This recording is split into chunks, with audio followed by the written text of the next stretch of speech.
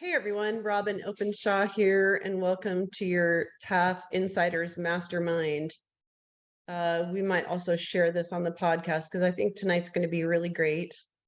And this is a subject that I think is super important. We're going to talk about sustainable gardening. We're going to talk about perennial gardening. We're going to talk about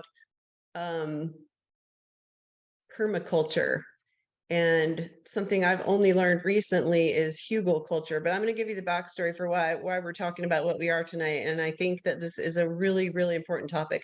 Maybe one of the most important topics that we've talked about in the last 2 years since I founded Take Action for Freedom.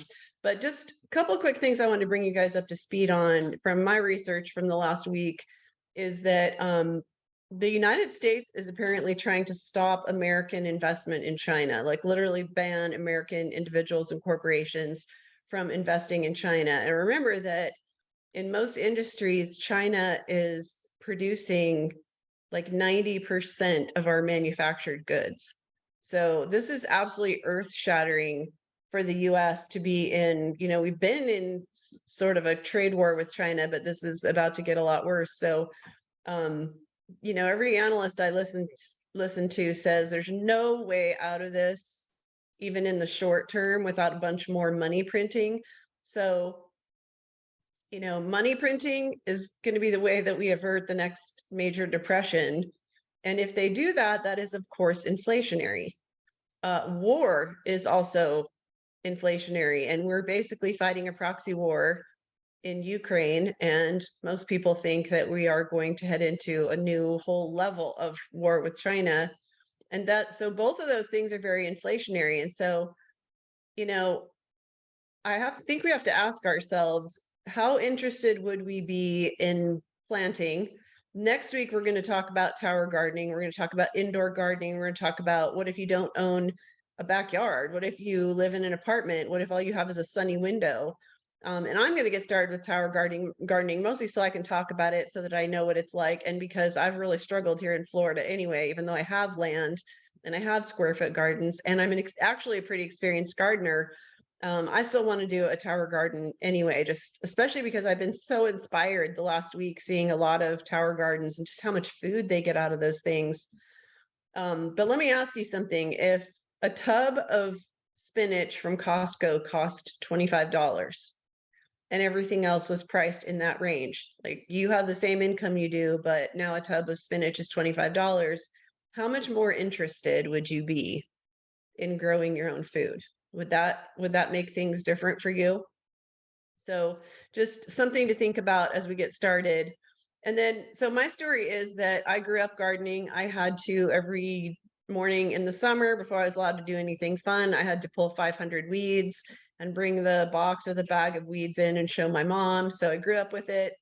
Even though my dad was in the military, we had fruit trees. And just as our fruit trees were coming on and producing peaches or apples or whatever, then we would up and move again. So very much built into my DNA. I think I've told you that the Romney family, my grandparents owned a produce dealership. So growing things is definitely in my DNA. And then I went to college, and when I was 21-year-old married college student, this other guy who lived in the apartment complex, and I went to the elderly lady who lived next door, and we said, hey, can we tear up your backyard and plant a giant garden?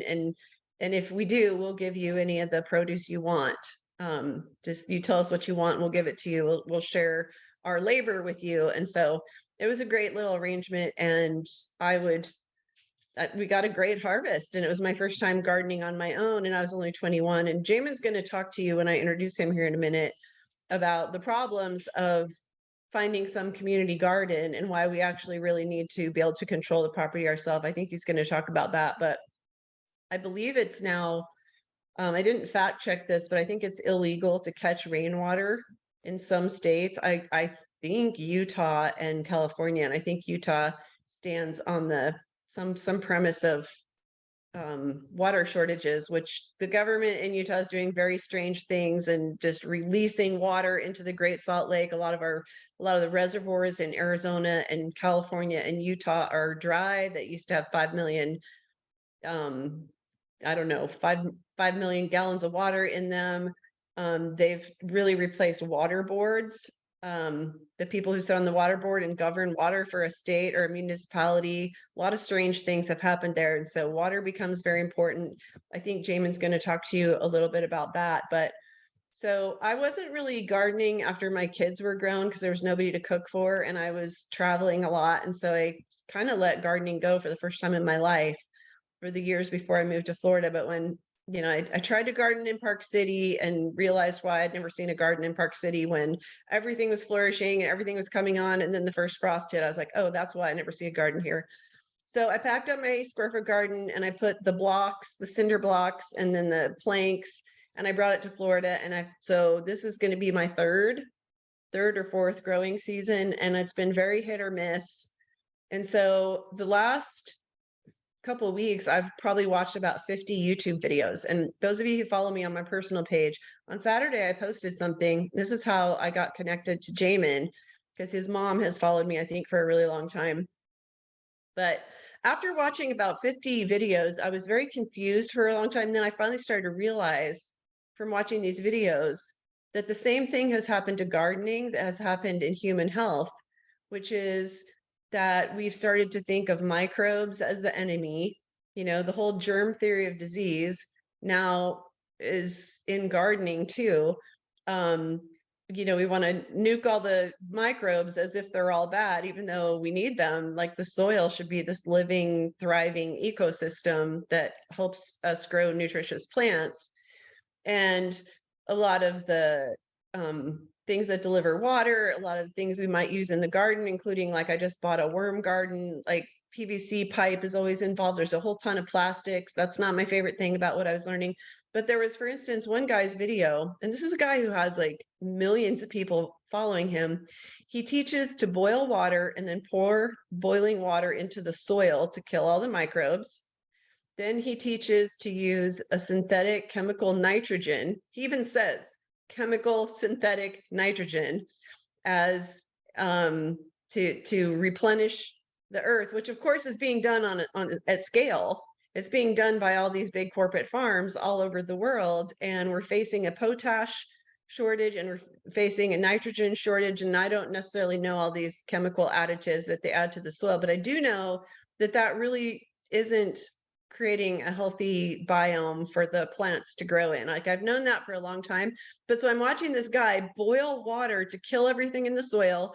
I'm watching people say, don't plant your plants in soil, get potting soil. So that made me wonder, well, what's potting soil if it's not soil? So I literally started searching on it, and I found out that there's no soil in potting soil. Like there's everything but soil in it. So I'm getting more and more confused. And I started to kind of come up with a theory of what really happened here.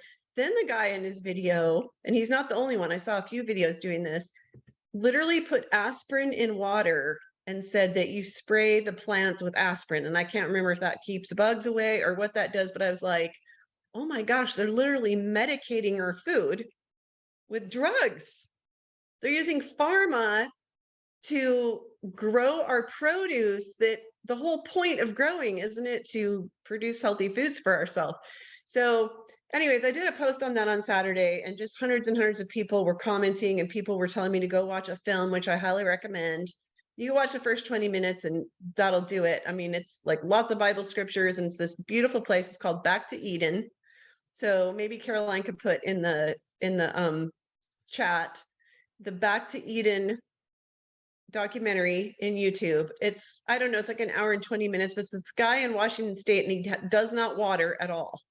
He doesn't water, and his soil is perfect all year long. And he like grabs a handful of it out of the ground in August, and he says, I've never watered this. Look at this. He doesn't have weeds. He doesn't have pests. I mean, I'm sure he has a few, right? But he's not out there weeding all day, every day. He has this huge just crops, and the whole thing is just like beautiful footage of pulling giant beets the size of a softball out of the ground, and these apple trees that grow so that the branches are down on the ground, and you can just walk up and grab big beautiful apples off of them. Just some of the most spectacular looking produce you've ever seen, and it's just a beautiful space, and he's providing everything for his family that he needs, and probably for a lot of other people too. I don't know if he sells at a farmer's market or what exactly he does, but he He gives lots and lots and lots of Bible scriptures, and it's very inspiring. And the cinematography is beautiful, and it really makes you get excited about growing. So I've really needed to up my game because I'm in this different climate, and I was so excited about it because it's the sunshine state, right? And I can grow for 10 months a year. So I've been, doing 2 growing seasons a year, but in watching all these videos, I'm trying to figure out why can I grow carrots, and they even overwintered through a 5-day freeze, and then they're still doing great out there, but I cannot grow a beet to save my life. And somebody in that thread, you guys should all go read through that thread because there's so many great resources there. And Jamon was piping up, and his mom was piping up, and his mom was talking about all these clinics that he's doing all over the country. And she told me I should drive to South Carolina. I was like, well, that's 5 hours away. So maybe we'll get Jamon here to St. Johns County here in Florida sometime in the fall. He's got a pretty booked up schedule, and you guys could take a look at where he's teaching classes, because with gardening, it's so great to see it hands-on where he's actually showing you exactly how to do it. But the big thing that this guy did in Back to Eden, which is really simple, and keep in mind, I just learned this on Saturday or Sunday in this movie Back to Eden, is that he gets bark chips. And you can call like a tree trimming company, because they have to cut down all these trees or limbs, and then they have to get rid of it somewhere.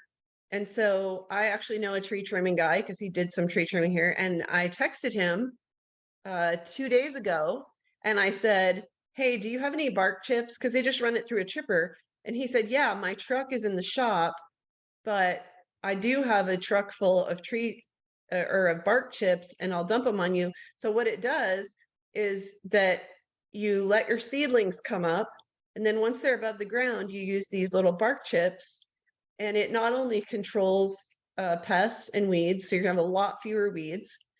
It also helps you retain water, so you're not having to water all the time, which is really nice for us because we're not at this house all the time. We leave for 4 days almost every week.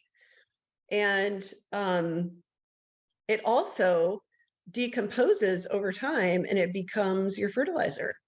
So it's basically what nature does, right? Like I look at the lots next to me that are like a couple acres, nobody's over there doing anything, and yet there's these big, beautiful trees and all kinds of shrubs and greenery on the ground, and the branches fall to the ground, the leaves fall to the ground, and they become the soil, right? And we forget that that's how nature works, and nobody's over there watering. There's no drip watering over there. And so just taking some clues from nature, you chip all that bark, and it becomes your decomposed soil the next year. So this guy 2 days ago, I texted him, I was like, hey, do you have any bark chips? He's like, actually I do, but my truck is in the shop, I'll get it out tomorrow.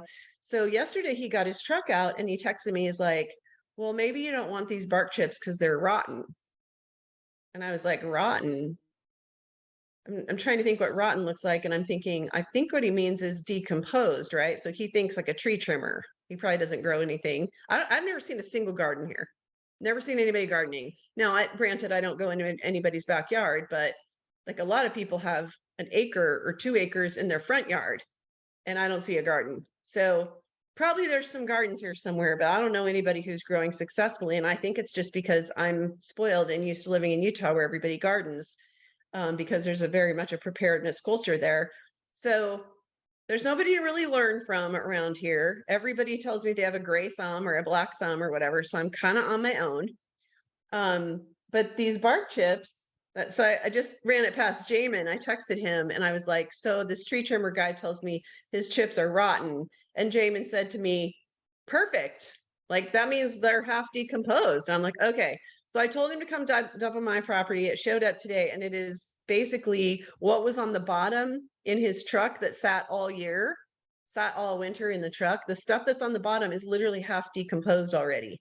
Like it looks as much like rich soil as it does bark chips. So I'm pretty excited about it. I'll probably post on Facebook about it, but it's I did a little Facebook Live on the Green Smoothie Girl page, and you can see it there. I didn't like pick up handfuls of it or anything. But anyway, this is something that you guys could do. And maybe you don't have a big lot where you could have somebody dump a big ugly pile of bark chips. But basically that's going to be a lot of our strategy, because if you're always having to use inputs in your garden, then you have a much less sustainable method. And by putting the bark on the top of the ground, you're accomplishing several different purposes at once. One being the fact that it's going to decompose and be a really, really good soil for you. So anyway, this year I have grown greens here successfully, which that's probably the thing I've been most successful at. But I also have like 8 or 10 edible weeds in my yard. So I could have just eaten the wild edibles, and we do eat the wild edibles. They go into our green smoothie, but I want to eat more than just green smoothies. So this year we're really working on some calories, right? So we're doing buckets with potatoes. We've started a few. I don't know if it's going to work to plant this time of year. Most people are planting more like in the early fall. We're gonna do potatoes, and we're gonna do sweet potatoes. It's impossible around here to find the little chits, right? So you take your potato in the fall and you keep it until the spring, and then it grows those little things. You guys have all seen this because you've all had potatoes that you kept around in your pantry for a few months, and it grew the things. Like sometimes the things will grow really long. That's great. That's a potato you can grow. So we have some from several months ago that grew the little chits. We've planted them. We're going to order some more because we don't have enough. And another thing I'm going to grow that does really well here, apparently in Florida, is ginger, because we juice the heck out of ginger. It's really expensive in the store, so it makes me feel good to be able to grow it in the bucket gardening method. So we're kind of going for calories, and we also just want a lot of ginger because we use a lot of it. So what Jamon's going to talk to you about tonight, I don't just love what he's doing because he understands this permaculture idea, which I just described to you with the bark chips. And probably there's more to it, and he'll tell you that. But I also love that he has a vision of there being a gardener in every community who helps spread it to their neighbors. And I totally believe that that could happen, because my neighbors behind me, who I really don't know well, they have chickens and they have pigs, and the pigs have had babies, and the baby pigs have had babies. So there's 3 generations of pigs. So they've got a whole lot of food on their property, which is probably even bigger than ours. But they haven't done a garden yet. And I think it's just because like they have less experience with that. So I think I could kind of be showing them what I do, helping them a little bit, maybe even give them some of my bark chips or whatever. But the point is, we really don't want to be the only one in the neighborhood growing food for the obvious reasons. And if we can get that to spread, Jamon kind of has a plan for that. So with that, I've really been impressed with him and his vision, and he's growing this. He's doing something that it's not that easy to earn a living by teaching people how to do this permaculture or sustainable agriculture, and taking responsibility for your own family and whatever kind of piece of land you have, having it produce food for you. But it is time that we go back to that. He has a vision that includes a barter economy, and I think all this is really useful right now. So with that, thanks so much for being with us, Jamon. Take it away. Awesome. Well, hey, thank you so much for having me on here. And I like what you said about you said you grew up with this, and your mom made you prove that you did this by showing her the weeds in the box. Getting the kids involved is a really big deal. And for what we're talking about today, I'm going to explain a little bit further. But it's pretty important that the whole family take a part in this, and to really come to the point where gardening is more than just gardening, right? We live in a world today where we have so many reasons to do anything at any moment. And so it can become really distracting not to take that sovereignty back into our own homes. And so that's really why I do what I do.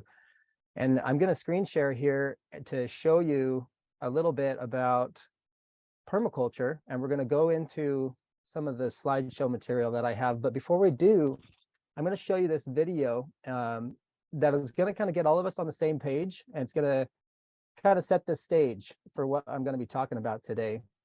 And as I do this, I want you to be open-minded. When I start presentations with groups of any kind, typically what I'll ask you to do is set what you understand in the realm of gardening or how to do something in any area of self-sufficiency aside for this for this meeting, and really deep dive into an open mind and open yourself up to a potential new perspective, because I'm going to talk about some things today that you may not have ever thought of. And I'm doing that very intentionally because you can Google anything you want at any moment and learn how to grow anything anywhere.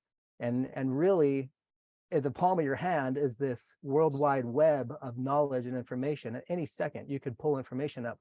And so it's not really that valuable for you to be here and for me to just spoon feed you what you can Google at any second of the day. So rather, my attempt in doing this and what we've been doing around the whole United States is to cause a paradigm shift, to introduce the concepts and fill the gaps and correct some of the false pretenses that have been causing problems for people to take back food sovereignty and to have gardening as a central and integral part of their community so that we can really realistically lean back into a realm where we have freedom and we can live in that way sustainably. So let's deep dive into this for a second. And if you're okay with just checking your beliefs at the door, and then you can pick up what you want on your way back home.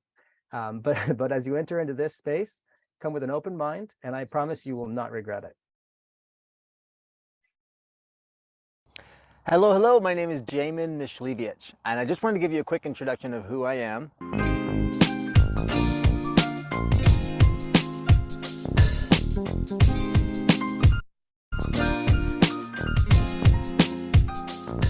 And what we're doing.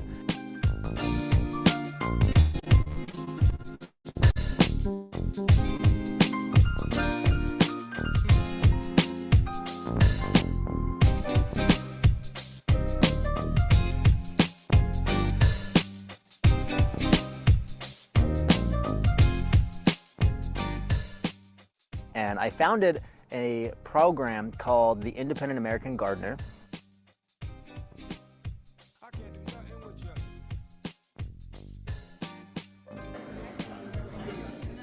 Which is based around the project of bringing self-sufficiency back to the home base and then expanding it into the communities.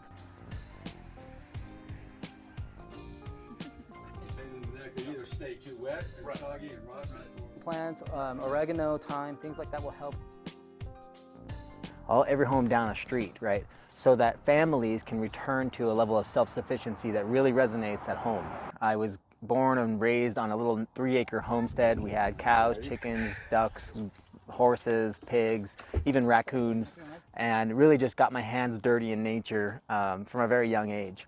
And I originally was a kind of a nature addict. I grew up being drawn to anything and everything that was alive. I went from being homeschooled up until I was about 9 years old. I went to a private school until I was about 12, where I was introduced into public school until I was about 15, 16, and tested out with a GED to attend Dixie State University. And I studied biology throughout that course and throughout that time frame of my life. And I got really involved with my passion for camping and outdoors and emergency preparedness, survival skills. My father was Navy, and so he taught me pretty young how to walk out into the mountains and survive with nothing but a pocket knife, right? And so that kind of mentality stuck with me for a long time. That got me into emergency preparedness. Following that, I really started to have more of a abundance mindset, and getting out of scarcity brought me into the abundance and reality that we have accessible to us here on the earth through this beautiful planet, this big blue rock that the Lord has given us. And I am a Christian by all means of the word. I believe in Christ, and I follow the doctrine of Christ as much as I possibly can in my work and in my personal ethic. This regenerative idea of something growing and regrowing and sustaining itself long term is what enables real food security. And I have toured and mentored on a personal development level and in an agricultural regenerative level. True freedom comes from maintaining your basic most necessities in life: food, water, shelter. Everywhere from New York to Tennessee to Missouri to southern Utah and California. I've seen bits and pieces of the country in different ways, and I've been constantly growing my education on climate and gardening methods in all of these different hostile environments and really easy environments. I believe that we're here on the earth to live a full life, and we do that by having access to those things that we need to thrive, and having those things underneath our belt so that we can leverage our full potential. and shine out into the world with what we're truly passionate about. I don't believe that we should be wasting too much time. And so my experience in gardening and agriculture was stemmed from personal habit and personal preference as just a young child, but grew into something professionally that I really am passionate about and has powerfully impacted my life, and I hope to impact my children with as well. Go ahead, buddy. Everything from small homesteads and backyards in urban settings to rural agricultural farms, prioritizing diversity through agroforestry and permaculture design. Permaculture is where I find my niche. That's where all of the diverse level of skills and different aspects of life that I've experienced growing up come together into a design function. And permaculture is a design science where I'm able to pull from my wardrobe of skills and choose and select what fits best for this particular home and helps meet the goals of this particular family. I really just want to be a part of homesteading and everywhere that I go. I feel like food, water, and shelter should be in the backyard, never should have left the backyard, and I want to bring it back to more backyards. So that's who I am, and I'm looking forward to meeting you.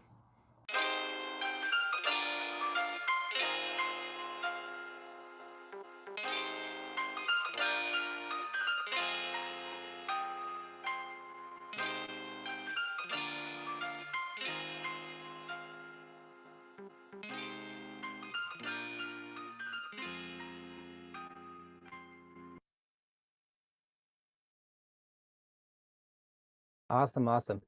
So in listening to that and kind of getting a bearing for what it is that I do and where we're coming from, I hope that gives you kind of a blank slate to start from and how we're going to move forward in the rest of this discussion.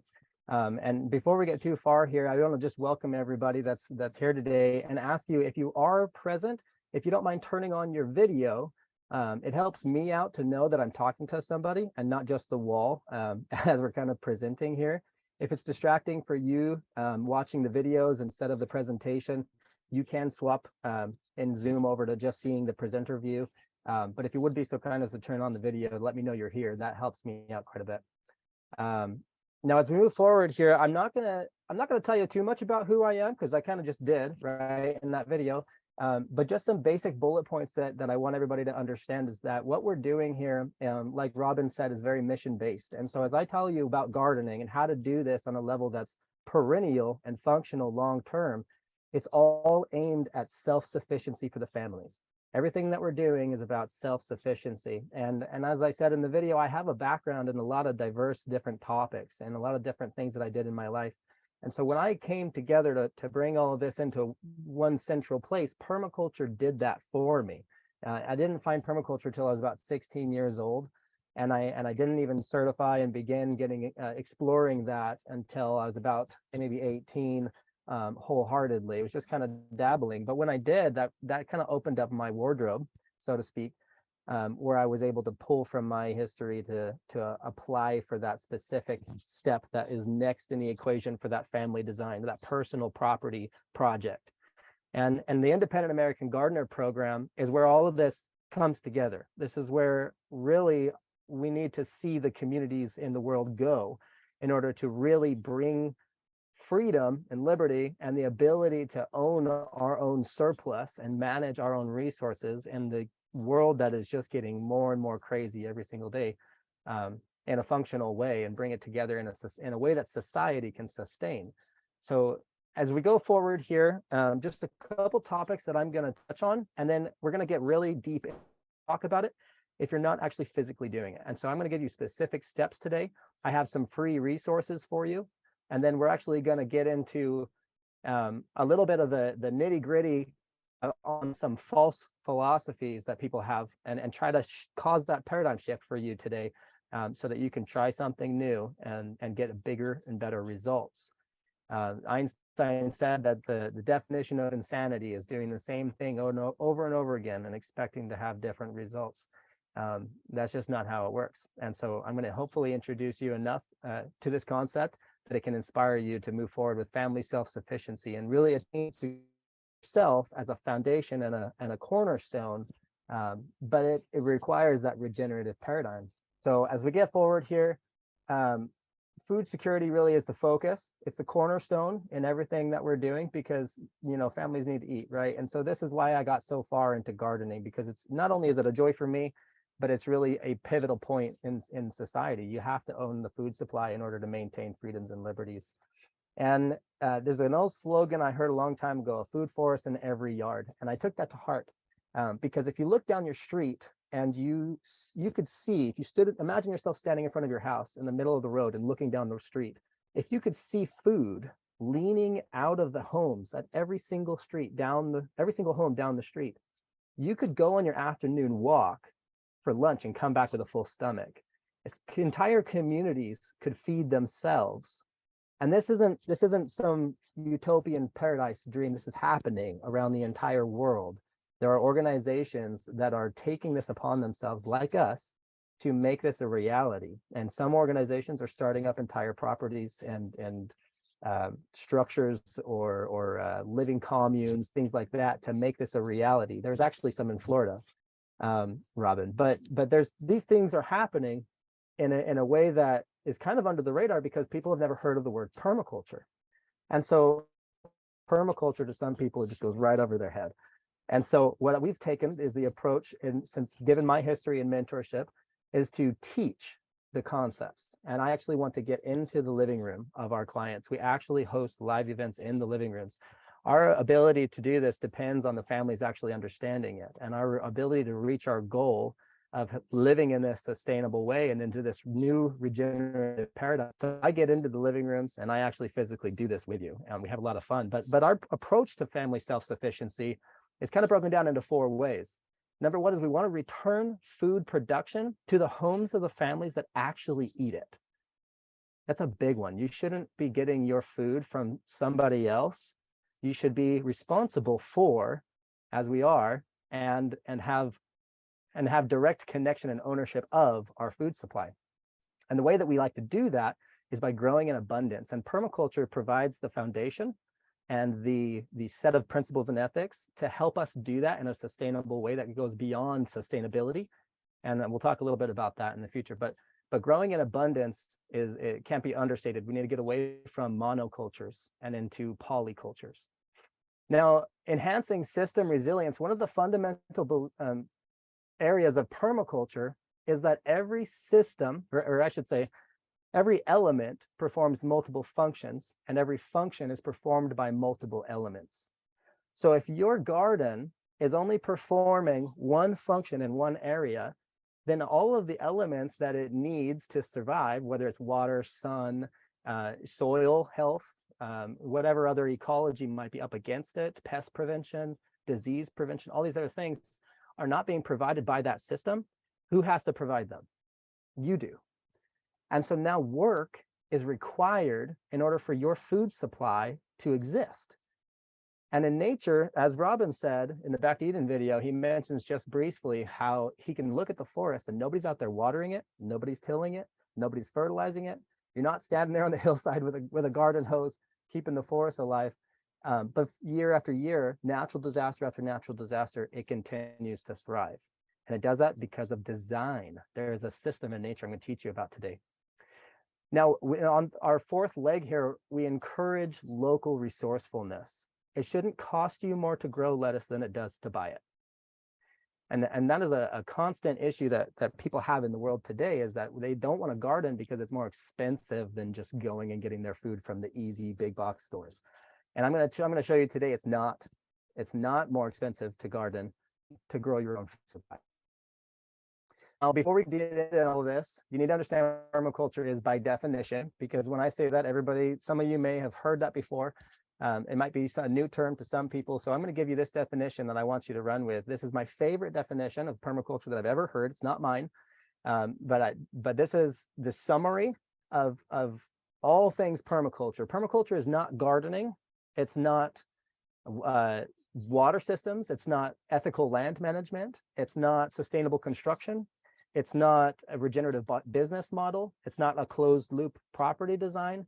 It's all of those things. Permaculture is a conscious design and maintenance of agriculturally productive ecosystems. It is a design science by which we view the world from. It's the lens that we choose to view our resources, our projects, our tasks, and our relationships with. And it's based in a set of principles that we choose permaculture as a design science in what we do, and approaching our gardens or properties in general, or our clients or our communities as a whole, is because we believe that every family should have a haven from the world. They should have a safe place to come away to. A haven is a port, safe harbor that ships can come into when the seas are getting rough, and come away from the storm, literally. And I want to see this for my family. I want to see this for my friends and my family's families. I want to see this in the world everywhere you look. You should have all your resources met, your food, water, shelter, and surplus needs within the bounds of your own home.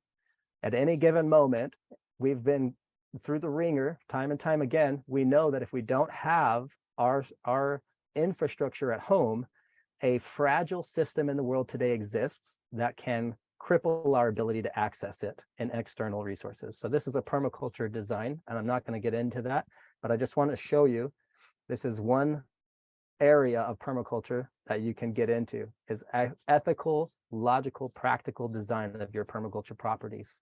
It goes far beyond your garden. Now, today, we're going to talk about how to grow food instead of lawns. That's a pretty common topic. And a little bit about how to do that in a sustainable way. Robin mentioned the Back to Eden method, and I'm going to highlight that specifically because we actually use the Back to Eden method as the foundation for our food forests. We mimic nature, and very specifically the point in nature where two ecosystems collide, whether it's the forest and the field, meet at the forest edge. The forest edge is where an abundance of life exists in nature. And so what we do through permaculture is we harness that abundance and we duplicate that system, and all the ecology that's happening right there works for us. And it does it freely and willingly, almost like it wants to. And so when we create these kinds of systems, our gardens can grow themselves. It doesn't cost you more to grow lettuce than it does to buy it. And this kind of abundance is very, very real. Now, I don't want to get into all the issues. We all know issues abound in the world. I'm just going to highlight a couple of them so that we can kind of get on a level plane here. And the recording for this, I have a lot of content I'm going to share with you today, so I'm going to do my best to fly through these slides. So I understand this is going to be recorded, and you'll be able to watch that later and pause at any moment to go over. It's pretty common that we all understand that our food is basically killing us. Mainstream agriculture has done its due diligence in everything from chemical toxicity to just making the cost to value so unethical. And we know that what used to be 1 cup of or 1 bowl of a vegetable, now you have to have 10 bowls to equal the same nutritional value. And so we know this depletion is happening on a large scale. We also know that the impact zones of modern methods are expanding.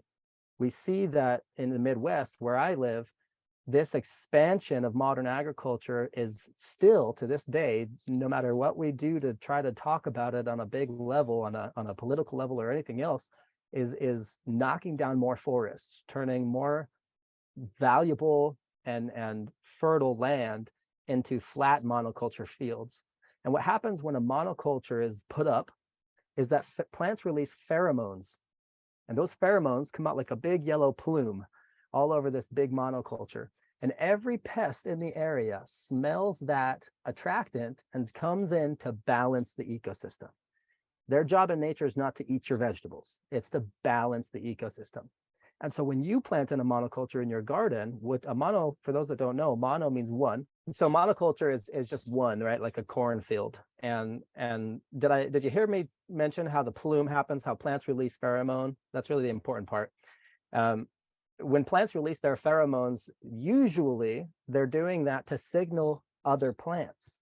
Trees will actually talk to each other. For example, in a forest, if a pest lands on one tree, that tree and starts to get attacked by a certain type of pest, it will actually release a scent that surrounding trees will literally smell. And then they're able to then respond by releasing a repellent. And so then the forest is able to protect itself in this way. It's a defense built into the ecology. And there's more that behind the scenes here, but we can harness that capability in our gardens by planting in polycultures. because one plant will support the other, and we can draw back these nutritionally depleted habits that modern agriculture has, and this degradation of our seed, our soils, and our economy by planting in our own properties and doing it in a simple way. Now, Bill Mollison said, though the problems of the world grow ever more complex, the solutions remain embarrassingly simple. And for those of you who don't know, Bill Mollison and David Holmgren are known as the fathers of permaculture. They are the founders of the concept. And the key elements of a permaculture design is very specifically a forest. And so that's what I'm going to teach you how to build today. I'm just going to give you a quick kind of review on how to do that for yourself and get started.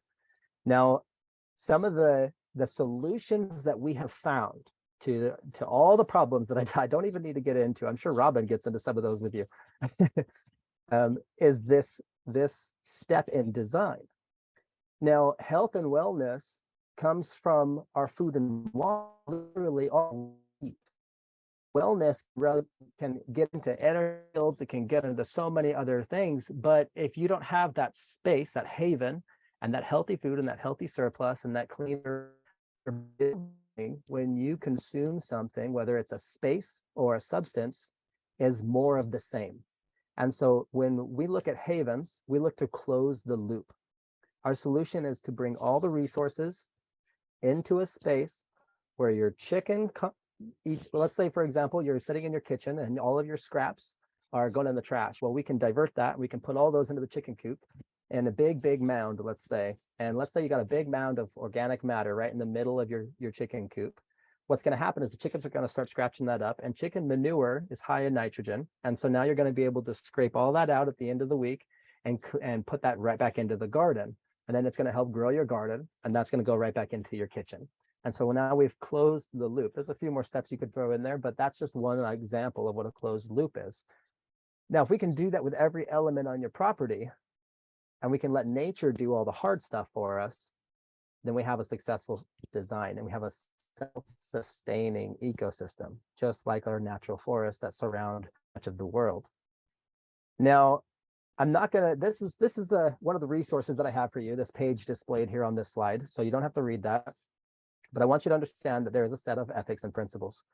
And as we get into the process of building your garden, I'm not going to highlight these and go through these for you. Instead, I've taken another step here, and I have some specific valuable field guides and digital downloads that are free for you today. And I'll show you how to get those, but they will highlight these elements. When you're building your garden, when you're thinking of your garden this year, and you're thinking, I'm going to get outside and I'm going to put my raised beds here, I'm going to put my dug-in garden here, my no-till garden here, my chicken coop over here, I'm going to ask you to stop and step back and just stand on your property for a minute and look at your paper, your digital download on your phone or print it off, and go through this principle list and ask yourself if your design can meet all 12 of these principles. If it can't, then start to consider outside of the box ways that you can do that. And there's other continued education options we have to help you with that if you choose. But this will get you started, right? And then a food forest, I've mentioned a couple different times. As a surface level understanding of what a food forest is it's literally mimicking the natural forest. The 7-layer system is found all over the world in the natural forest. And I like to think that there's 9. There's 2 more, the mycelium layer, and then also the aquaculture layer. But we're not going to get into those today for the concepts that we need only 7. So as we get further along, I'll highlight what you're going to do with all 7 layers. But to get started here, you need to understand that you're diversifying yield. And this isn't a new concept. It's not my concept. This is something that happens all over the world. And we do this in every scale, whether it's a large scale agroforestry property of 500 or 1,000 acres that we can do with regenerative agriculture models, no-till methods at scale, or if it's something right in your backyard around a fruit tree, and we call it a guild. So there's a wide range of capabilities with permaculture. And permaculture can dive into the urban level where it's right in the heart of the city and you could be growing your food supply. Or it can be in the community level where we're designing entire infrastructure for new development or existing development. Or it can be in the rural area where we're getting into farmsteads and homes and off the grid capabilities. And I really don't like to get much bigger than farmsteads. I think that we don't need to go bigger than that. And so when I see big operations in agriculture, I actually withdraw. Now Jeff Lawton, another big name in permaculture, says that all the world's problems can be solved in a garden. And I believe that's true. I've seen some of these solutions manifest for me in my personal life. And the way that we're doing this very specifically is teaching new generations by example. And we know that if we don't make a difference right now, and in a way that our new generations can see it, then our families are going to duplicate the mistakes we've made. And so we demonstrate, we don't talk, we do it. And when we do that, and everything we do impacts the family, and we're able to then work with our youth in a big way by example. This is my beautiful family here, my 5 boys and my beautiful wife. And as I said, everything I do is for family. I have a little bit of a bias, and I'm going to come clean with that right now. The reason that I do this and the reason that I travel the country trying to help make a difference is because I want my kids to grow up in that kind of world. And so when I'm teaching you how to do this, if you don't succeed, my kids grow up in a world that is not what I'm trying to create for them. And so I'm incentivized to help you succeed, right? And so I'm just coming clean with that bias here right off the bat. And that picture there was taken in Lulu's garden, as well as these photos here, the sign that you see and some of the bee pictures and things. All the photos that you're going to see today are from our personal food forest project. It was a 0.87 acre agroforestry project. Now, you don't have to read all of these. These are handouts from our physical live event, but I thought it was important to display here. And I'm going to introduce a concept to you that I want to try to wrap your heads around. And ask yourself honestly, before we kind of get into the nitty gritty of the content here, which paradigm you fit in. There are 3 paradigms that you can put yourself in, or that you can put most of society in. I've yet to find a specific scenario where you can't fit them into this kind of a system or design. So a modern approach to the world today is the degenerative paradigm. The degenerative paradigm suggests that man is the worst living organism on the planet. Everything we do is destructive. And so we might as well just eat, drink, and be merry. And we might, this is where you see people throwing things out their window, and it doesn't really matter what they do with their time, because as long as they're joyful and they're just doing their thing, no matter the consequence that it may have for others or their surroundings, they're happy, they're living their life. And so this is the degenerative paradigm, because ultimately it has a negative impact in the end, and it's in a downward trajectory. Now, the world saw the downward trajectory and said, we're running out of resources. They got freaked out and they went into scarcity mode. And so now this huge push for the sustainable paradigm has taken over much of the world. This is where you see the green thumb stuff. And this is where you see people say green movement, green communities, green this, and then everybody getting into the sustainability. And this is where you see people turn their properties into xeriscapes. Utah is rampant with xeriscapes. A xeriscape is a property landscaping model that produces no surplus, but it also doesn't use any. And so they say it's sustainable. Now, the model landscaping, the grass lawn was actually a statement piece. When the American lawn was first created, it was a statement because most of the communities were growing their food. And so the rich and wealthy would turn a piece of their property into grass as a statement that says, I don't need that space to grow my food. I can waste this area because I'm wealthy and I'm on top. It was a statement of stature. And so now we see today, it's expensive to maintain. It takes fuel for the lawnmower. You got to buy the lawnmower itself. It takes hours of your life to be able to get out there and do that. And it has no yield. There's no surplus. And so there's the degenerative and the sustainable paradigm. I'm going to suggest that we get out of the sustainable paradigm and we go beyond sustainable. We get into the regenerative paradigm. Now, the sustainable paradigm says that, yeah, we might be the worst living organisms on the planet, but at best, we could be neutral. And it comes from an area of scarcity. The regenerative paradigm seeks to change that trajectory so that we can move up in the world. And it says, we might be the most beneficial organisms on the planet. And that's the subscription of thinking that I subscribe to. That's the level of thought that I choose to live in. Abundance thinking, abundance mindset. So when you're looking at your gardens and you're feeling like your own food supply is never going to manage, it's never going to manifest for you because you just don't have the capability, get yourself out of the negative way of thinking and just find the solution. Seek the answer. And I'm going to give you a bunch of those answers today. My aim is to help you become a permaculture people. We're traveling all over the world so that we can help create a permanent culture, one that lives and exists in the regenerative space, something that can impact America in a big, big way. We've been from Virginia to California and many, many states in between. We've been up to New York and to Michigan. We've been down through Missouri and Utah Valley. We've been across Nebraska. There's just so many areas that we're trying to impact. And we're making this movement public in a big, big way, in a very unique way. And we've dedicated a lot of our life to doing this. And all of this started because we physically got onto our property and did it. And when we did it from a perspective where we were trying to prove that you didn't have to do it with any money. Lulu's Garden was the name of our first project. And it was done in a way where the economy around us was very, very weak.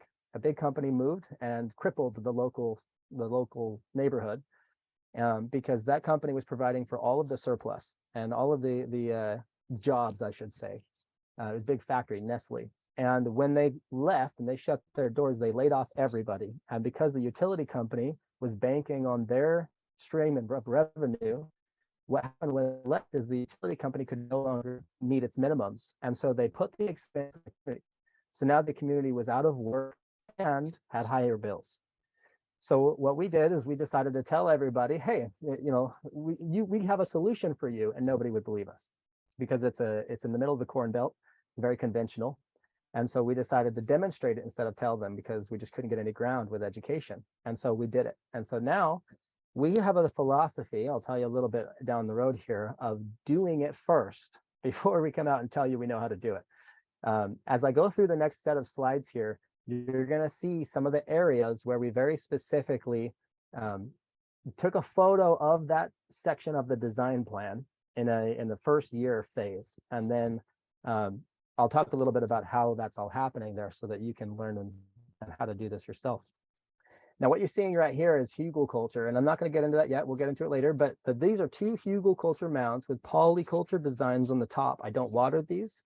I don't till them. I don't fertilize them. I don't top them off. I don't do any kind of compost or any kind of management whatsoever. I don't do any pests. There's nothing that no pest prevention. There's nothing that I do to maintain those, and they produce us a yield.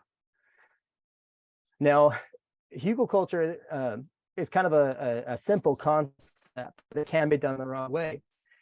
Now, we had another area on the property where we were doing hugelkultur on the inside of our garden beds. And that's the most common way that you'll see people use the hugelkultur model. But what they'll usually do in hugelkultur, I'll give you a really basic understanding right now, is so hugelkultur can be done in a garden bed, it can be done in a mound, it can be done in a variety of different ways. But hugelkultur is a word meaning mound culture. It's a German phrase that literally for creating a living culture like in a petri dish on the inside of a mound. And we want that beneficial bacteria and we want that beneficial mycelium to grow in the center of the soil mass so that you can literally grow your soil. When you get to the point in your gardens where your soil is growing itself and it's becoming self-fertile, what happens is now your plants become self-sustaining. Now, this picture is my wife out there in our Back to Eden style garden where we put the foundation in for the first season, and she's out there laying some cayenne peppers in a row. Now, I don't have the photo that followed that, but I want you to know that nothing should be done in singularity. So between these rows, when we would come back, we would then place in flowers like marigolds. We would mound up the soil around every start that we're putting into the ground so that they didn't contact the wood chips. And I saw some comments when we started about how wood chips rob nitrogen, and that's not true. I'm going to correct that right now. When a tree is growing, it grows with its own set of nitrogen. When that tree is chipped, it still contains that nitrogen. That nitrogen that it contains is very, very minuscule, but it is the exact amount that it needs to decompose if it is a living species, if it's still alive. And so when you put these chips all over the foundations of your garden, most people will run into a problem, not because it's robbing nitrogen, but because you just set an unbalance. You just unbalance the whole soil ecology by putting in a ton of carbon, a whole bunch of one thing. Now you have a wood chip garden, a monoculture of wood chips. And so the way to balance that is by adding in a nice compost layer before you start the foundations of your back Eden garden. Then you put in all your wood chips. And we do about 12 inches when we start these gardens. You never have to do 12 inches again, but for the starting season, we do 12 inches. And I'll explain the process for how to do that here in a little bit. And that sounds absurd. So 12 inches, it is absurd. And I'll tell you why. But a critical thing to understand is, if in the event that tree that was chipped was deficient in nitrogen, and now it wants nitrogen in order to break down, what will happen is it will only affect the top 2 inches of soil. Almost all of your root system established plants go below that 2-inch mark. And so the only time that you would run into an issue is if you're planting seed. So you can see here that she is not planting seed, she's planting starts that we grew indoors. So for the first season of a back to Eden garden, you want to start your plants indoors, and then you bring your plugs outside. And that's going to make a world of difference for you. And then throughout the property, what you'll notice is, especially if you're doing it right, the ecology around you will start to play in your garden. So we had this big oak that was housing tons and tons of squirrels. And the squirrels, because we were aiming to demonstrate a permaculture design, we wanted a surplus. But what was happening was the squirrels were planting acorns in the wood chips, and so we were growing these oak trees all over the whole property, right? And so what we decided to do was let the squirrels work for us and value that natural workforce.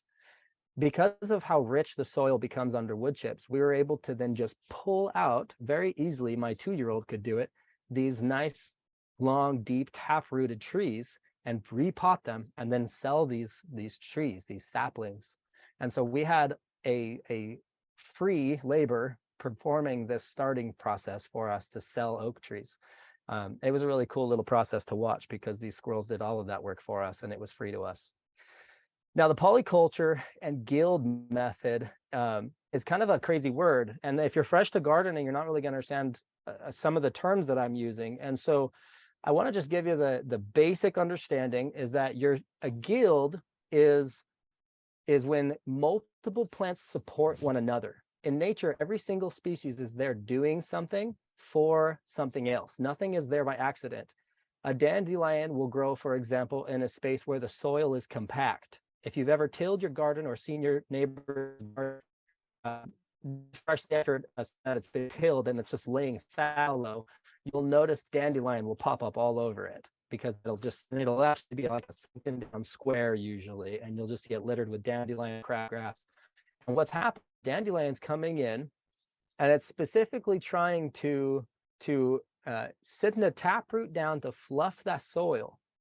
And dandelions will actually accumulate potassium, and then they'll put that into their leaves, and then they'll deposit it out at the top of the end of the year when those leaves are dropped.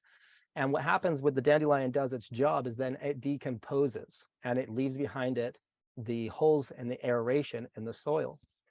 So this back to Eden garden, one of the ideas that we had with this was to produce a surplus, right? And so what we did was we went around and we got all of these pallets and these free wood resources from all over town to demonstrate on different types of gardening, different models of doing this. And Robin mentioned a wood chip, an arborist that could come by and drop chips. And just to expand on that a little bit, they actually have to pay to bring that to the local landfills. And so when you call the arborist and you say, hey, can you reroute that to my property? Oftentimes they'll do it for free. Because it's very expensive for them to travel to the extra distance in the first place. And then second to that, they're also going to have to pay in order to drop it. And they can get you right next to where they're chopping the tree and then drop it for free right there. And you can see the results of, as I flip through here, all of our produce and things. And this process, I encourage you, if you don't already have it, and in the notebook you're using for tonight, maybe begin a garden journal. Do it and then record it all season long so that next season you can duplicate it, because you're going to come across some things that you need to tweak. And the concepts that I'm teaching you, I want you to know that these are duplicatable in every climate that we have been in America, from coast to coast. And some of these are really, really cold climates, and some of this is more tropical. But the same pattern is duplicated in every single system, and it works because this is how the surface of the earth works. This is how natural ecosystems develop.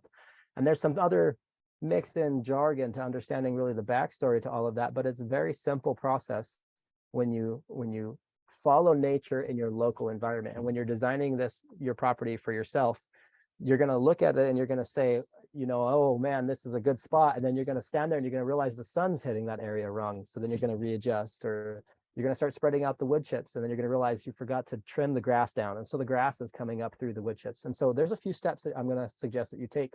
So while you're talking, John was telling me that when the wood chip guy came, or the tree trimmer guy really came and dumped it, he was really happy because he said exactly what you did, that he would have had to pay to go dump it on somebody else. So he was glad to dump it on us. But like, I just want to point out that I just literally learned about this on Sunday from someone posting on my Facebook feed. And I've had lots of people put me in gardening communities on Facebook. So I'm in a bunch of them, including a new one that's like Florida gardeners. But definitely, so social media will be your best friend. Social media is not my best friend. Social media frustrates me greatly. But when you want to know something, Facebook is so helpful in their communities. Good gardener communities are the best. Like that post that I did on Saturday, everybody should go look at it. So what was that? The 26th of February. Everybody should go read the comments in there, because most of the people commenting in there, they know stuff.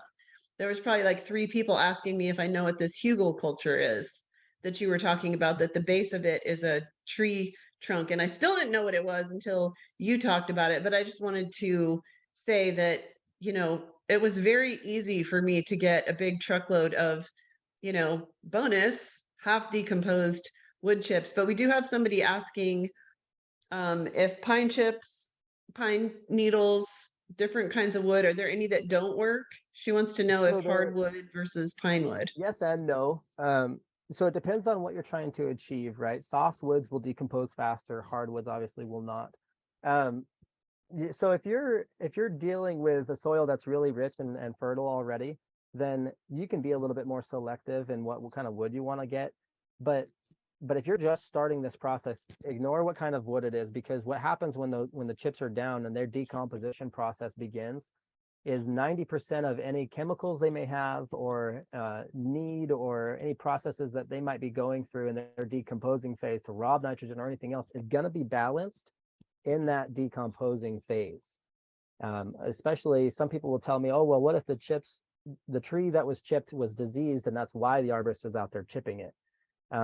When that happens and they dump that big mound on your property, what I like to do is let it steep.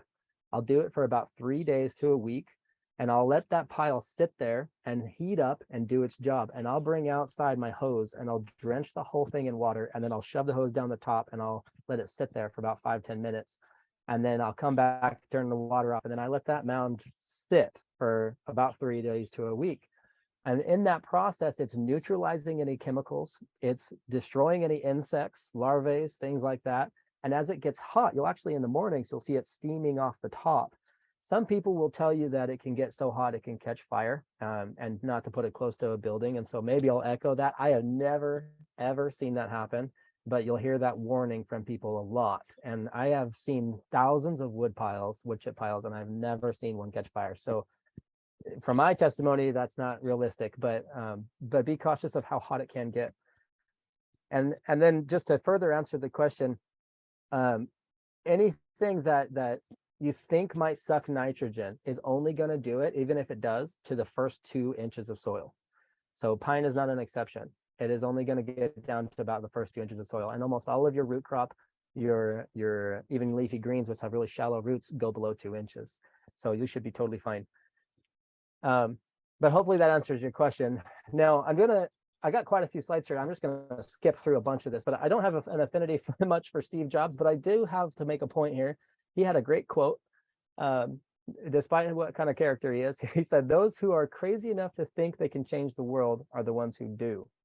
And so when you're sitting in your community and you're wondering how you're going to create community and how you're going to get this to work, I want to inspire you for just a second here to just get outside and do it. We sold our permaculture property, our personal family faith haven, and travel the country now so that we can do this, and so that we can help families understand how to turn communities into sustainable communities. Now, really fast, one of the critical elements in all of this is water. If you're not managing water flow, especially those of you that are on the west of the states, you're skipping the most critical step that you could possibly take in all of your design process for your gardens. If you're depending on municipalities or a infrastructure for your water supply, your hose, then your food is owned by those who own the water, because your food won't grow without that water. And so the very first thing that we do is we develop earthworks to move groundwater to our gardens. We catch it with rain in the gutters from our homes, or we develop what's called a swale. And you can go to our YouTube channel and see this graphic on one of the videos there to understand what a swale is. Now, when you're developing your property, especially if it's an acreage, you can do this for urban properties as well, but typically the slopes aren't great enough to even worry about it. You're going to want to pull up a topographic map of your property to understand the flow of water. Once you've identified where the water flows across the property, and you've been able to pinpoint how that happens, what kind of chemicals it's bringing in from neighboring lots, and where it's ponding and puddling, you can begin to develop these areas of growth where you put water-loving species or desert-loving species, dry soils and things like that, and different microclimates in your soil, because you shouldn't have to water anything. So this was one of the preliminary designs we did for a 12.5 acre property. Now, this download I have for you right here, I'm not gonna get into, because I have that for you. I'm gonna let you self-study that, and then I'm gonna actually connect you guys with a means of connecting with me personally and our group in order to continue a discussion on this, because I just have so much I want to run through with you today.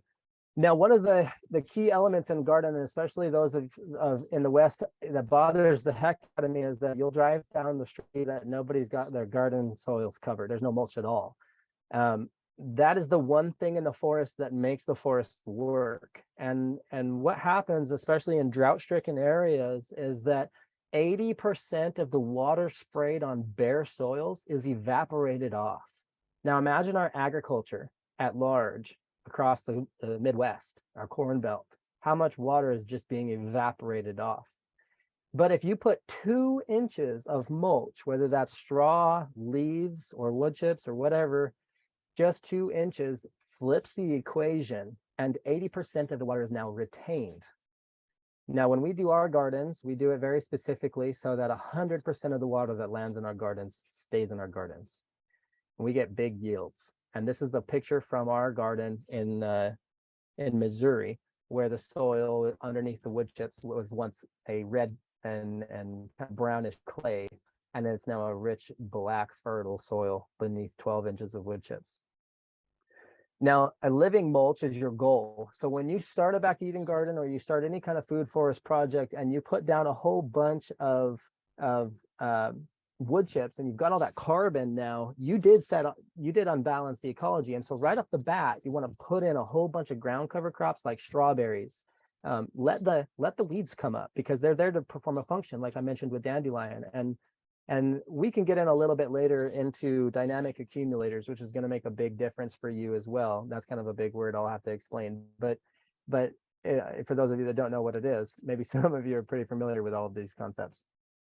But the living mulch concept is that your organic matter you're putting on your garden first should be a one-time deal. You shouldn't have to do that again the following couple of seasons. Once that's established, you should be able to then grow a green living mulch, a ground cover, over all of your property. This is a small guild, the companion planting system that we built around a walnut tree. And just look at that, and just consider how many edible species do you think we were able to fit into that spot? That's really overgrown. The ground ivy we let take over because it's medicinal for the lungs. And so we use that as a nice ground cover out there. But in that, I think I counted this up before, and there's roughly 27, 25, something like that, edible things planted in that space. Whether that's melons, ambrosia melons, oregano, strawberries, watermelons. We have sunflowers on the sun-facing side of this, and then it's centered around a walnut tree. So there's so many things that you can grow in a companion system. The spacing requirements that people tell you is essential for a garden to grow is oftentimes incorrect, because most things in nature will grow right on top of each other. The difference is that they're different species. And so when you're planting something in one particular area and you're putting, let's say, 2 garlic cloves side by side, and you get them too close together, then yeah, they're going to have a trouble spreading their root crop. But if you've got a garlic growing right here, and then you've got, let's say, it's coming out of your ambrosia melon crop, well, now you have all your melons growing and your big weeds growing on top of that garlic, nice moist soil beneath all of that shaded canopy that the melons are providing, and it's giving that nice porous and soft soil that your garlic needs. So there's a companion planting system that you can do there. Now, this is some of our hugel beds I pictured earlier, and we did the same thing on all of our hugel culture beds. We companion plant. If you're not companion planting, then you're missing out on a whole level of resources. And it's not just, and companion planting should be kind of rephrased in general, because you're not looking to companion a particular plant. You're looking to build a system. That system is a food forest. So I want to give all of you the download now. So here's your instructions, because there's a lot that I have for you to read, because you got to read it. I just can't explain it all in an hour and a half. So you're going to go to this link, the www.linktr.ee/TIAG events. That's going to take you to a link tree. And when you get to that link tree, there's going to be a couple items you're going to see right off the bat. The first one at the very, very top, you can pretty much ignore for the time being. But if you scroll down to member resources or attendee resources, there's going to be a section where it says step 1, 2, and 3. If you click on step 2, it's going to ask you to put in the code 2000. When you put in code 2000, it's going to open up a cloud file for you. And I don't just have one resource in there. I have multiple resources in there for you. I have a food forest layering system for you. I have companion planting sheets for you. And I have a list of 500 plus dynamic accumulators in a database on an Excel sheet specifically for you.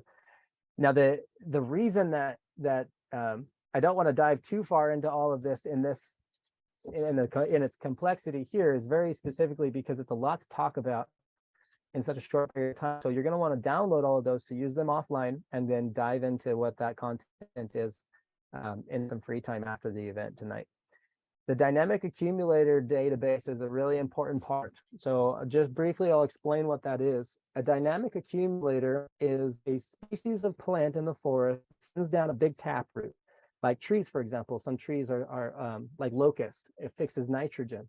What it does is it sends down its roots and it accumulates a particular nutrient. When it accumulates that particular nutrient, it brings it up through the barks, through the limbs, into the leaves, and then it deposits it at the topsoils at the end of every season. Comfrey is well known in the permaculture space as a dynamic accumulator because it does just that, but it's actually not a very nutrient-rich plant. And it's known as a green manure because if you chop and drop comfrey around all of your fruit trees, it will increase the yield on your fruit trees. And you will just literally chop and drop it right there, fresh and green, leave the leaves around the fruit tree. But the reason that it's prioritized, even despite it's not being a really high potency and nutrient, is because it's extremely bioavailable. So not all dynamic accumulators are created equal. They all can accumulate a different resource. If you live in the tropics, palm trees, for example, fix phosphate. And what they do is they work in barter and trade with the soils and the mycelium beneath the soil, known as mycorrhizal fungi. Mycorrhizal fungi is something that I'm gonna encourage you to Google, because I don't have a slide to explain what it is, but or to give you a visual. But if you could picture a spider web up in the corner of your house, and imagine laying that down inside the soils and let it spread across your whole garden. That little white web you see throughout the whole soil base of your garden is mycorrhizal fungi. That mycelium will literally attach itself to the root structures of your vegetables or your perennials, and it will get inside the vein of the plant. And then as it extends through the rest of your garden, it will actually increase the surface area of that plant. So now it can access a whole nother level of resources and nutrients and even water. And that mycorrhizal fungi will actually transport nutrients from one area across your garden to the tree that wants it. And when it does that, it does it in exchange for sugars provided by the plant with photosynthesis. And so the plant gives the fungi sugars, and the fungi give the plant water and nutrients. So there's more to that story there, but this is your approach, tactical ecology. And the reason I say tactical is because you're going to look at this from a perspective of being very specific in your selection of the species. There are problem-fixing species that maybe repel pests. Most medicinal herbs will repel pests. There are vining species that can grow vertically up the side of your house that can produce you food in a very small space. Some folks will even grow grapevines up their fruit trees. Vining species come in a lot of different ways. You can actually find vining species that are problem fixing, like pollinator attracting, for example. If you don't have flowers in your garden, then you know one of the first things that you need to plant. Flowers don't only bring in pollinators and look pretty and make your wife happy. What they do is they bring in beneficial predators that then will eat pests. And if you don't have these pollinators, then you're not only reducing your yield because you're not getting the pollination, you probably also have an increase in pests. So look at the ecology in your garden tactically and understand what the weeds are doing. So this is what an inside of a hugelkultur mound looks like. I'm going to show you here in a second. This little graph that I have here displayed on the screen, that's a handout. It's a digital download that you can find on our website, and that will walk you through the benefits, the Q&As, the common questions that I get about hugelkultur, and the layering system for doing this and duplicating it on your own property. Now, hugelkultur is my favorite way to grow a garden in an area where it's fresh and you're just starting these concepts, because what hugelkultur does is it builds soil ecology and brings in microorganisms in a way that's just unreal. The Back to Eden method's got nothing on hugelkultur, but we use them in conjunction, right? Because we're looking at things in diversity. Hugelkultur layering system is very specifically dig down 1 foot into the soil, and then put in your hard logs, your big fallen trees and benches. The bigger the logs in your pile of sticks, you're going to want to have a batch of nothing but fallen lumber. Your firewood will work, anything you pull out of the local forest, but the more decomposed it is, the better. But the ones that are the least decomposed, you put at the very bottom, the big ones. And then you're going to work your way up in a pyramid shape up to the top of a hugelkultur bed. And hugelkultur, when it was developed, it was actually about 6 feet tall, and they would stand to harvest their lettuce off the side of this mound. What people do wrong with hugelkultur is they'll do these logs inside of a garden bed, and then they'll call it done, and they'll think that's going to work. But it doesn't work like that, because logs are primarily carbon. And so you have to add in nitrogen. Your grass lawn is about 4% nitrogen. So when you're mowing your lawn to try to replace it and turn it into a growing space, take all of those grass clippings and smash them down inside the sticks and between the logs and make contact with the greens and the browns in the bottom of your hugel bed. Add in all of the greens to be nitrogen source, because your grass is 4% nitrogen. There are composts that you can get rich in nitrogen, like chicken manure, and you can use that inside of your hugel bed. And once you get a good nitrogen source inside there around all of these logs, you're going to pack it with compost, fill that hole with compost, and that native soil that you dug down 1 foot, you're going to then layer over the top. So now you have this kind of lasagna system going on your hugel bed. And as soon as you're done putting over your native soils back over the top, you can immediately mulch that with, I like to use straw because it doesn't fall down like wood chips do on a mound. but you can plant in it immediately. So this photo of our Back to Eden method garden there, and then the start of our food forest is kind of in the back corner where we did our hugel beds. That's first year growth on our tomatoes. And like I told you before, I don't water them. I didn't fertilize them. I did nothing else. We plant that, we made that hugel bed, and then you leave it alone. So this area here of the garden was our hugel culture demonstration site, and we plant that in first season. So if you've got your straw mulch and you're done with your hugel bed, you can plant in it immediately. I like to do tomatoes because they're the quickest and easiest to walk away from in a hugel bed. And something that a lot of people don't understand about hugel bed or about tomatoes is that tomatoes don't want to grow vertically.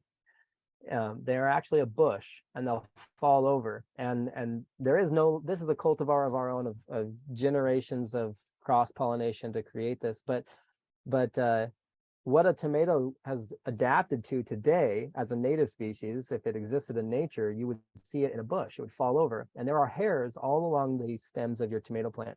Every time one of those stems touches the wood chips or the soil surface or the straw, it will send out roots chasing that moisture, and then it will grab a new section to grow.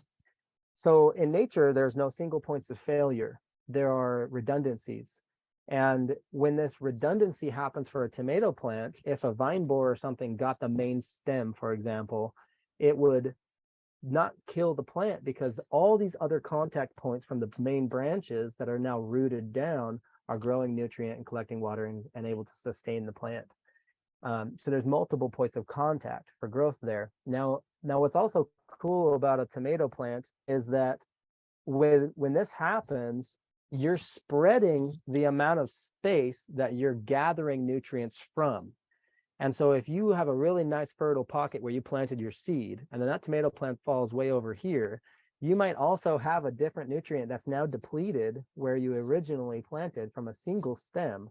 And so it's able to gather and collect nutrients from all over your garden space here in several feet around from where you planted the seed. And then there's some more cool tricks that you can do with a tomato here. I won't get into yet, but using that vertical space, this is an elm tree that we were really tired of because the elm trees will self-seed in wood chips from above. And so what we decided to do, instead of cutting down the elm tree because we wanted it for its medicinal values, we would grow gourds up the elm tree. And so we grew gourds all over the tree. So when you looked up, you would see these big apple-like looking structures. And for those of you that don't know what a gourd is it basically will just a big melon that hardens off, and you can turn it into cups and bowls and cool things. So that's kind of a recap on hugel culture. But the whole backbone of all of this is understanding that there's a function to the species that you're selecting. And in nature, all of these functions are happening at scale, and there's a polyculture in every single area of the natural forest. Nothing grows by itself, and so learning about polyculture is going to be a critical step for you. Now, in that digital download, there are the permaculture principles, there are the layers of a food forest, and the rule of 3. And when you get into there and you start to see and explore some of that content, look at the rule of 3 and duplicate that system. The rule of 3 is your kind of the bread and butter to making a guild that's layered on the 7 layers of a food forest function. If you don't have nitrogen fixers, dynamic accumulators, things like that are also in that download list, then your guild will not self-sustain. You will not become self-fertilizing. And so when you look at it from a perspective where you're looking at the closeness and the kind of the tunnel vision of a specific element, but then stand back and understand the whole pattern of your property. Understand where the light casts, understand how the water flows across your property. How far is the garden from the hose? Do you have to have the hose? Can you get away with building your garden in a way where the groundwater can be all you need?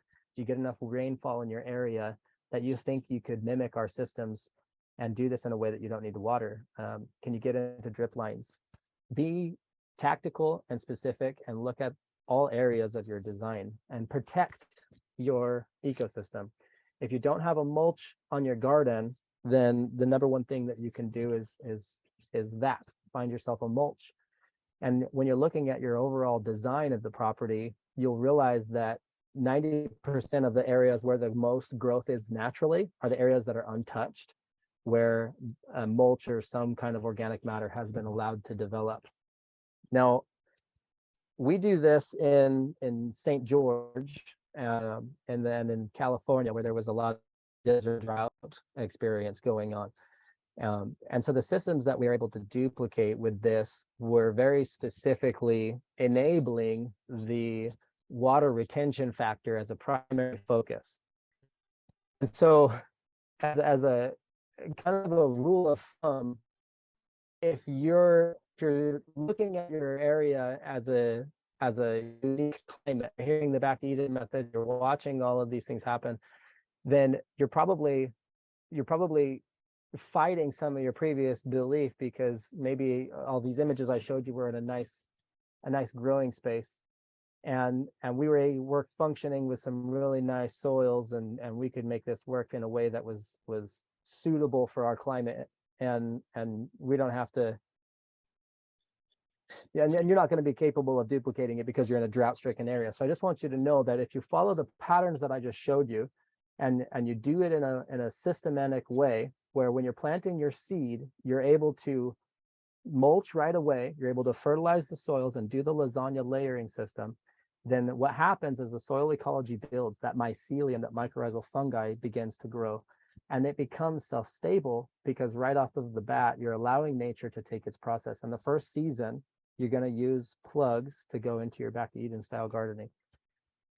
Now, the way that I had to rush through this just isn't normally how I like to do this. And so I'm kind of skipping through a bunch of these, because what I want to do is pause for a minute for a Q&A so I can address some specific questions from people. So the whole moral of the story of a back to Eden style garden is to mimic the forest floor, and you have a heavy mulch. The whole background behind a hugelkultur model is very specifically so that you can mimic what happens when a tree falls in nature and begins to decompose. And the whole model of a permaculture capability and doing things in a regenerative sense is so that you can tap new resources, and you can dive into areas of your personal food supply that you may not have ever dove into before. And I do it in a way by design, observing and interacting with your local environment, so that through the power of nature, your work can be taken out of the equation. My philosophy is that work is a flaw in design. And so if you step away from your garden and it dies, there's a flaw in your design. You shouldn't have to be there in order to get it to grow. And that is a common misconception with our food supply today. So if you want to take a second right now and just put some questions down inside the chat, what I'm going to do is just read through the chat, and I'm going to answer and address some specific questions, because realistically, I think that this was probably more than people were expecting to get into right off the bat. And I feel like it's going to be more comfortable if I can get one-on-one with people here. Some of the things that we're doing is also in the realm of natural beekeeping. And we do a lot with our permaculture properties because within the realm of natural beekeeping, because if we don't have pollinators, you don't have food. And so when you're looking at your spacing of trees, for example, sometimes people will separate their trees so far that they're not touching because they're afraid of disease or other things like that. And what we'll do is we'll put the hives in the area where the trees are growing in our orchards, and then we'll put our trees so close together that the branches actually do touch, which will increase pollination. And then at the same time, our bees are able to land on one tree, and they're able to spin around that one tree. But before they've even left that tree, they're pollinating the second tree and they don't even know it. And so we're leveraging more functions out of our hive.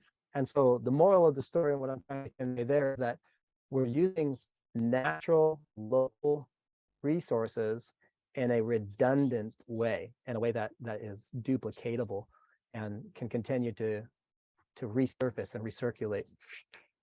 So I do have some more stuff there, but I feel like we're getting a little drifty here. So let me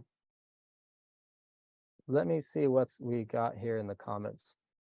Okay, so Sylvie says, how long does it take to detox a lawn? Ours has been treated in the past, and it's been a few years without pesticides, herbicides, and insecticides.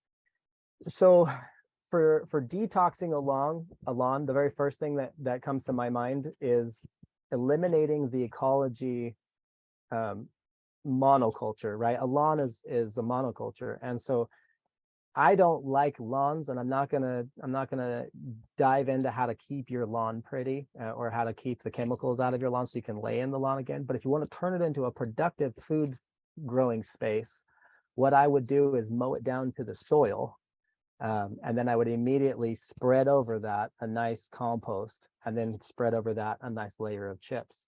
What will happen is the decomposing chips will neutralize the toxins. So when you come in to plant in that and you put your plugs in, about one season, give or take, you'll notice the ecology has moved up and down from the existing soil level and decomposed on the top and the bottom, which is really weird how that works. Your soil expands both ways. And inside that process right there, it's neutralizing those chemicals. And most of your soil biology has some form of purification effect. Like pill bugs, for example, potato bugs will remove heavy metals from soil. So if you have a lot of pill bugs, a lot of people will think it's a bad thing, but oftentimes that's what they're doing. And so there's some benefits there. So I would say if you did it that way, maybe one season, you could get rid of most of those things. 2 seasons if it's really, really bad.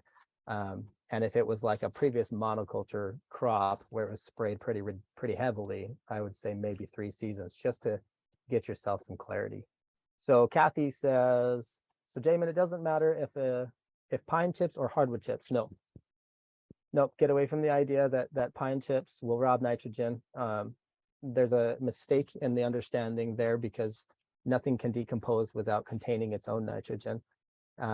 And the trees already contain enough nitrogen to decompose. And if in the effect that they do decide to decompose, like I said, they're only, or do decide that they need a little bit extra nitrogen, they're only affecting the top 2 inches of soil.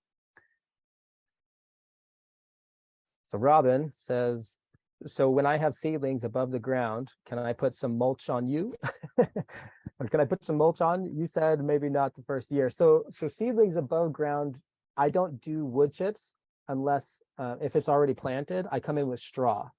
And let me make an important distinction here too.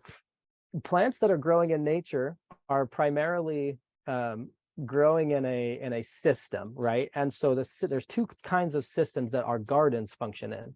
One of them is the field, which is annual crops. That's your things like cucumbers, tomatoes, potatoes, things like that are all annual. And then you have your perennial crops. Your perennial crops are things that grow in the forest. They like a fungally dominant soil. And a fungal rich soil is going to encourage the perennial foods to thrive. Their native soil type and their environment, and they build a relationship with the fungi. The annual vegetables will actually build a relationship with the bacteria, and so they prefer a bacterial dominant soil, just like the fields out in nature. And so when you use wood chips, you're building a fungally dominant soil. When you use straws or grasses, you're building a bacterially dominant soil. So when I do a back to Eden garden and I cover my whole space in wood chips, then what I'll do is I'll get the raised bed in, and then I'll immediately put in the hugelkultur model at the bottom of the raised bed, but I don't put chips at the top. I do straw because I want my annuals in their own soil type. And then I want to transition that slowly into perennial vegetables. And I have a recommendation for you on perennial vegetables. So I did this just to show how easy it is. If you open up your phone and you type in a perennial vegetable list, the first thing you're going to see, if that clarifies it all, maybe not, type in the Google perennial vegetable list, and it's going to give you a huge whopping list of perennial vegetables. And I don't know everybody's specific climate, and so I can't give you recommendations just broadly, but there are perennial vegetables like perennial kale, there's perennial broccoli. There are so many perennials that we just don't understand today. That's just because it's not in our conventional diet.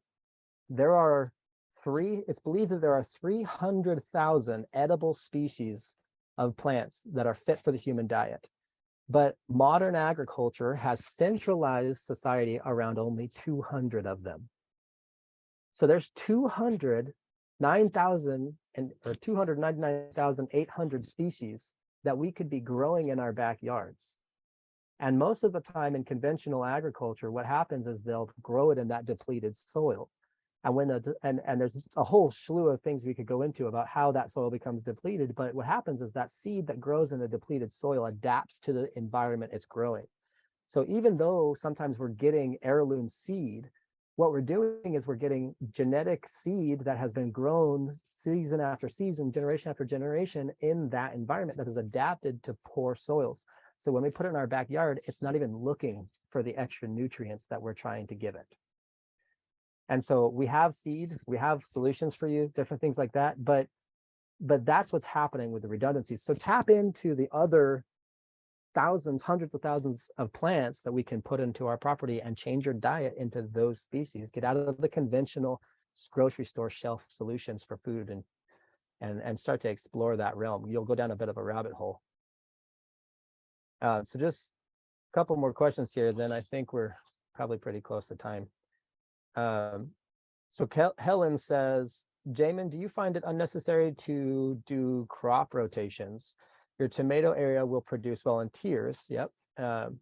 So do you continue growing toms in that same space the next growing season? Good question.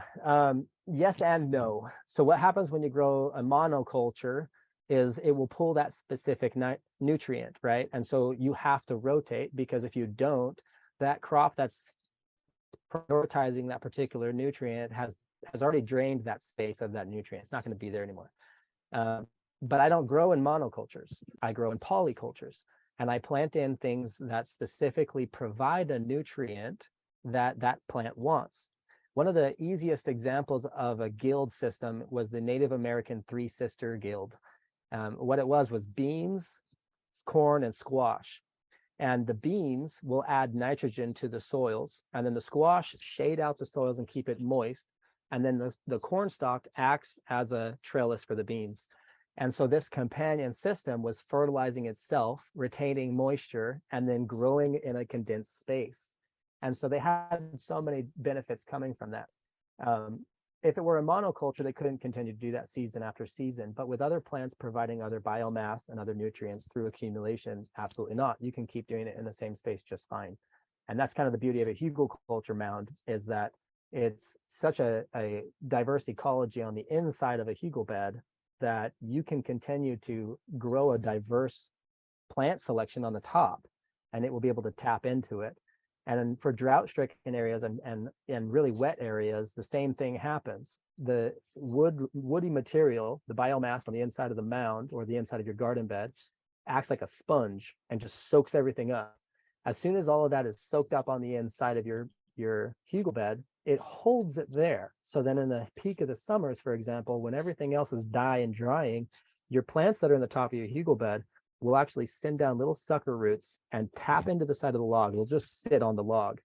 And when they're ready, they'll drink freely from the log. And they do the same thing for little nutrient pockets throughout that soil base as well. So to kind of roundabout answer your question, yes, I'll plan to get in the same spot. And yes, I believe it's unnecessary to rotate. But if you don't have a good enough ecology or a polyculture, then I would rotate. So it's kind of a depends question. So Robin says, what's the difference between a plug and a seedling? So the way that I look at it is a seedling is something that's maybe just barely breaking the top of the soil surface. And a plug is something pretty well established where you're literally just plugging it into the soil.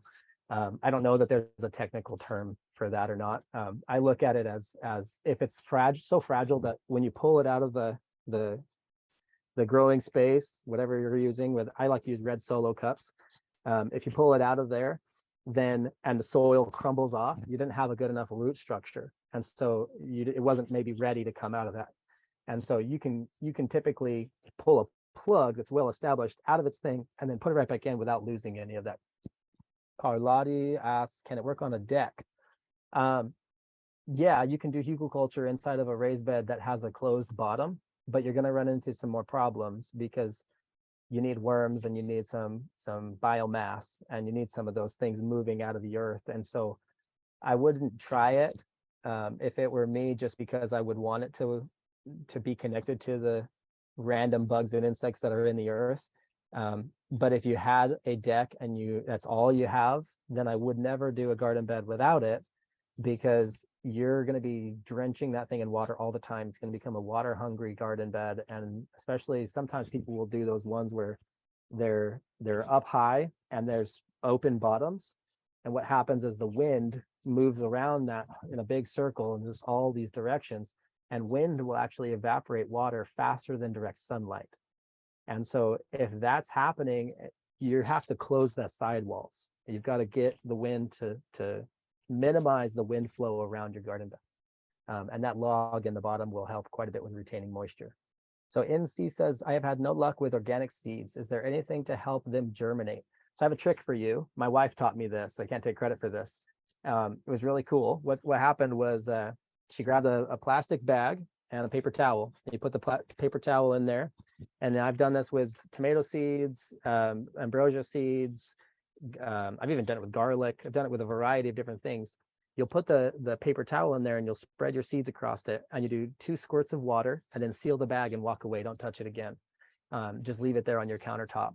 And what will happen is it creates a little bit of a greenhouse effect on the inside of the bag. And we get about 100% germination rate when we do that. It blows my mind every single time. And so what you'll notice is you'll see it all germinate and they'll start to follow the paper towel as the soil growing medium, right? And so then when we're done, we're ready to transplant it, I'll either rip the bag or I'll just pull the paper towel out and then I'll move them with tweezers into their positions. Careful not to break the roots. But that will help quite a bit with germination. If germination is a problem for you, that's a really easy solution. So I think that's pretty much all that I have to go over with everybody tonight. And I apologize for just kind of the all over the place on all of this, but hopefully there's some gain and some beauty for those that have limited understanding of what permaculture is, and then some applicable steps that you can take. And we have resources for you to continue the education in a way where I can actually get one-on-one with you. And I offer 30-minute consults for free every Thursday. So we can deep dive into your specific situation. And you can find all that information on the links that they just posted in the chat. So I'll turn the time back over to Robin. Well, that is very generous of you to do 30-minute consults with people, Jamon. That is awesome. So he has a lot of resources. Where can everybody find you? The easiest way to do it is at that link tree, the linktr.ee/TIAG events. There is a Telegram chat on that link tree there, and you'll plug in directly to our free Telegram chat, just a public domain. And I'm on there pretty regularly. That's the easiest way to access me.